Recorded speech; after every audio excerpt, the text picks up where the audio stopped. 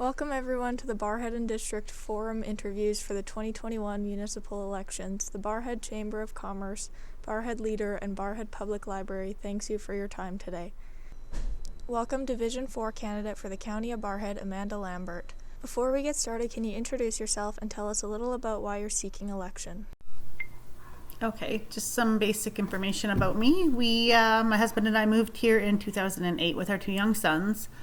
Our youngest has just recently graduated in June, and we've spent our entire time in Division 4. We've moved once, but we've been in the same division. I've done a few odd jobs in the town and county, and 2013 I started working with Rose Garden Chapel, and I just kind of started as a assistant and became the office manager, and then found a real calling for what we do, and I went to school and became a licensed funeral director just over a year ago, and that kind of leads us to where we are now. County Council is paid to attend meetings as they should be. What are your thoughts on using Zoom or similar media for meetings other than council meetings to remove the high cost of travel? Right. In 100% honesty, I didn't really realize that this was a paid position. I, assumed that expenses were reimbursed, but I didn't realize time was paid for meetings and whatnot.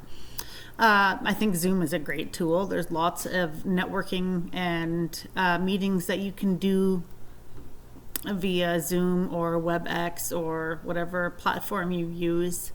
That being said, there are a lot of events that require in-person networking to be the most beneficial. And it's kind of hard to attend some community events and situations via Zoom, especially if they're not in a meeting format. Following up on the 2019 inspection of municipal reserve lands, where more than 400 examples of nearby or adjacent residents on municipal reserves around Thunder Lake were photographed, where do you stand on this strategic lake plan, as there has only been one public engagement? I think that's a pretty tough question, being that I have never really been too aware of the situation, and I'm not a resident of Thunder Lake and never have been. I have visited often, but I think that community awareness is key, and I think that a lot of people were unaware of the situation, and I feel like a lot of people purchasing homes in Thunder Lake probably wouldn't have if they were not allowed to have access to the water, or they weren't allowed to cut down trees or whatever, clear a path to the lake. Why would you purchase a lake lot if you weren't allowed to see the lake? Kind of seems redundant, but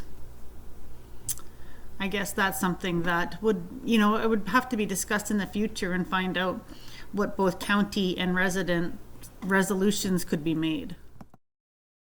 Infrastructure, maintenance, and the building of new amenities is always an issue for residents. What amenities would you like to see in the community? I think this is probably where I differ quite a bit from other candidates. I don't really have a plan or, a platform or grand scheme of things. I feel like as a division we need to work together, and we're fighting each other. So it's not about my thoughts or my background or my plan. It's about Division 4 and what we all need together as a whole. Our roads are bad, our infrastructure is low, so I would like to be able to kind of accumulate everybody's thoughts and worries, concerns, and simply bring their concerns forward, not so much about my own. Several residents have said crime and crime reduction is a concern. What, if anything, can municipalities do to help reduce crime? Well, I don't think crime rate ever really goes down. I think it just shifts. I would really like to see a little bit more patrolling on our back roads. There's not too often that you see any kind of police or our CMP forces patrolling our back roads, and that's where a lot of our crime tends to take place. For Division 4 anyway. You don't generally see too much, to my knowledge anyway, in more of the subdivisions. It's more back roads I think utilizing the multiple social media platforms that we do have, creating some, some forces like neighborhood watch, even just talking to your neighbors, letting them know when you're gone so that, you can kind of keep an eye out for each other. I think that's basically the only thing that we can do. There's no magic solution for this. Is there one point you would like to make that hasn't already been discussed? No, I don't think I really have any specific points that I would like to bring up. Just that I just want to be the voice for Division 4. I don't want to push my agendas. I just want to be here to bring forward the concerns that we have together as a whole. Thank you again for participating in this format. Before letting you go, do you have any closing remarks? Thank you to everybody who had a hand in putting this on. It's definitely time consuming to do these kind of things. I want to just say, much respect to all of the candidates in the entire county. It's not easy to throw yourself out into the public view like that.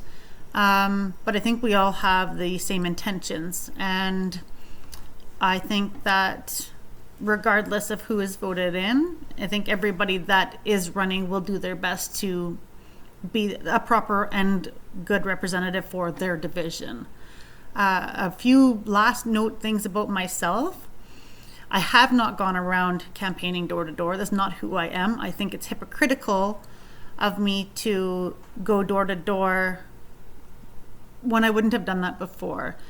If you would like to talk to me, if you would like to know my opinions or my thoughts, my views on things, feel free to reach out and contact me. I'm sure a quick search can give you my information. Other than that, best of luck to everybody.